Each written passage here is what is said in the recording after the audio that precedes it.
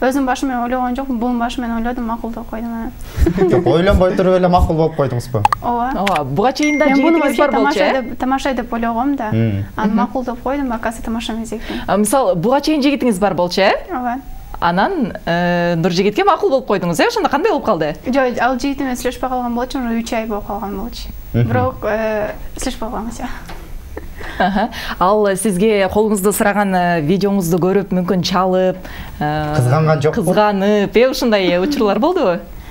Жок, болгон эмес. Болгон жок, эми негизи социалдык тармакта Үмүтай Айгымга көптөгөн мырзалар жазат болуш керек аккаунтуначы. Анан Нуржигит мырза, Үмүтай Айымдын эмнесине карап баа бердиңиз?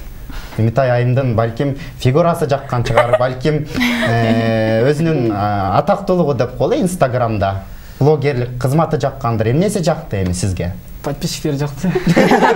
Катталуучулар жакты. Катталуучулар да. Жа тамаша. Фигурасы абдан жакшы. Айтпай дайчы. Бунун ички дүйнөсү абдан сулуу, мээримдүү. Анан ачык кыз, өзүнүн ичине кир кармабайт да. Ошол жакты эслей, бирөө капа кылса ачык сыйлап коюп, ошо менен жүрө берет да. Кыжалат болбой өзүн.